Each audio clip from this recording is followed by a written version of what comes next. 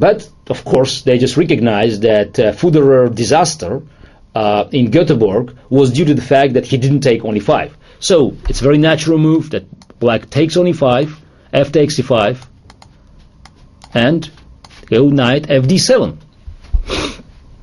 Let us assess this position. As we know, we all agree that white is lost, positionally, absolutely lost. Pawn down, weakness on e5, and we couldn't even find an immediate weakness in black's position. Just white has 2-3 tempers. White is ahead in development, but in order to benefit from this fact, white will have to sacrifice something. Otherwise, black position is too solid. And the most natural move is probably knight e4. And that move was played no less by Mikhail Tal in 1956. He played his famous, very famous game with another very strong and well-known Soviet grandmaster, Tolsh, who was also known as Spassky's spiritual coach, someone who taught Spassky how to play aggressive, attacking chess. Tolsh was one of the adherent supporters of the line with queen b6, and he played quite a few games, and he had very strong opponents. We'll look at 3 games. One, he played against Tal, and in that game he took on a2, rook b3, he gave a check on a1, king f2, and queen a4. And now young Tal, with not much hesitation, played bishop b5. And I want to stop at this moment, because if we start analyzing the game, that could actually take over all the time, all available time on these DVD, because when I try to find the truth, just to go to the very bottom of the chess truth in my series, my great predecessor, I discovered that even with modern computers, you are not safe from making mistakes. And after a number of corrections that I made in my analysis, eventually I was also corrected in the book by Sorokhtin, who sent commentaries proving that at one point I made a very serious mistake. I wouldn't be surprised if in later editions more mistakes in this game will be found, because it's a terrific game, fantastic game, and if you want to learn more about Tolsh, about sharp combinations, you should look the game, study this game, use your computer, and you probably learn more about Najdorf and bishop g5 and the queen b6 line. Minefield. And you have to be ready to sacrifice with white, take sacrifice with black. Somehow you will suffer, no matter whether you play white or black, because to find an ultimate truth, takes a lot of experience, a lot of work, and also special senses, sixth sense, to recognize the danger. By the way, also I have to mention that bishop b5 was not a good move in this position, and later was discovered that knight takes e6 was much stronger. So another sacrifice. So Tal sacrificed the piece. It was a genius of sacrifice. He knew the piece had to be sacrificed now.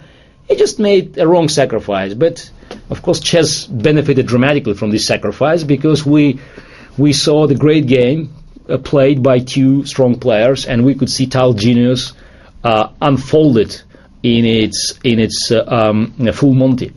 So after knight takes e6, f takes e6, knight d6, bishop d6, queen d6, white is probably winning. Again, I could send you to look at the game, to the commentaries. It will be presented, with full analysis on this DVD. But I don't want to waste our precious time, because we have to learn more about this very exciting line. Knight e4 looks strong, but there is a little difference that black could be made by playing a very subtle move, h6. So what's the big deal? Why h6 is so good?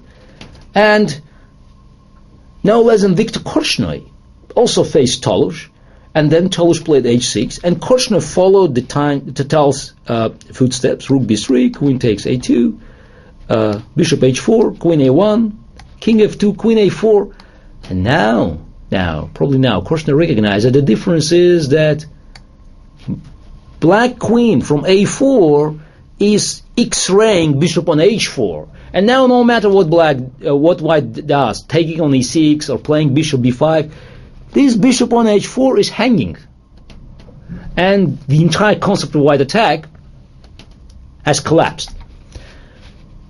So knight e4 line was neutralized, but that was not the most dangerous line. In fact, it was Paul Keres who, in 1957, just before Tolush showed this refutation of knight e4 with Korchnoi, Keres introduced a new move that became a main weapon for white in this line. Keres played like in a king's gambit. Bishop c4. Just normal development. And of course from c4, bishop is not just developed, it's just going to be sacrificed, most likely here on e6. So we can bet our bottom dollar that within the next few moves, either white knight goes on e6, being sacrificed, or bishop. And Tolush, who had to confront this move at the board, he played bishop e7. Then I don't want just to show you the game, because both opponents, they tried their best, but it was probably too early to discover all great ideas. So Keres came up with the concept bishop c4. He won the game, but there were many mistakes on both sides. So for a while, this position considered to be dangerous for black, and many players thought that taking on b2 is probably too risky for black.